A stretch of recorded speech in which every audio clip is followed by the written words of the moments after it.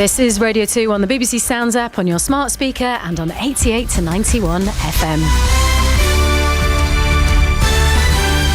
BBC News at 1 o'clock. This is Anthony Birchley.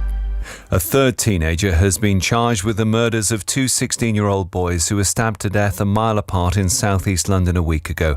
Hussein Bar, who's 18, is due before magistrates today, charged with killing Kiani Solanki and Charlie Bartolo.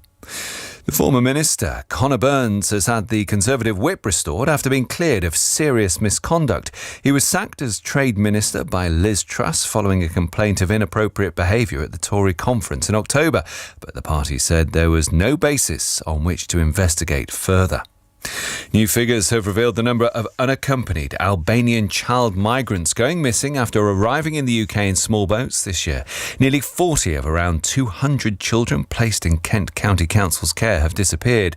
Laura Durans from the charity ECPAT UK, which campaigns to protect children from trafficking. We're really concerned that they are at risk of exploitation or have effectively been trafficked. They could be facing labour exploitation in different industries such as construction or car washes. They could be criminally exploited in drug distribution and supply or in cannabis farm, or they could be sexually exploited.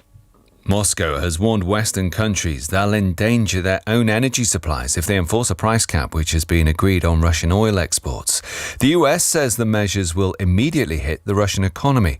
Mikhail Krutikin, who's a Russian oil and gas analyst, says the cap will have a big impact. Russia will lose about maybe over 2 million barrels per day of its oil exports. It's almost half of the oil exports it had last year. This missing volume will be very hard to replace for Russia because, well, China is not going to absorb a lot of oil over the current volumes. It has some bottlenecks.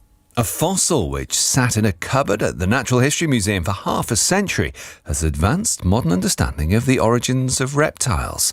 The bones suggest the type of lizard existed 34 million years earlier than previously thought.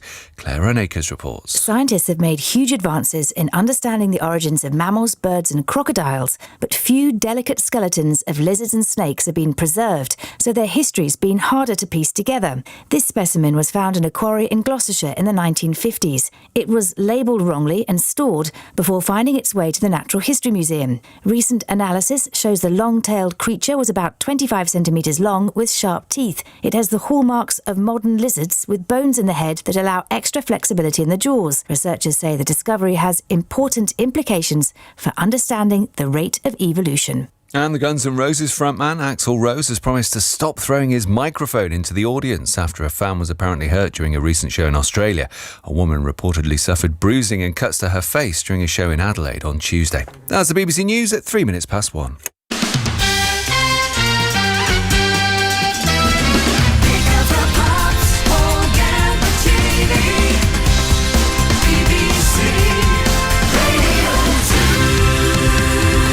Greetings, Pop Pickers.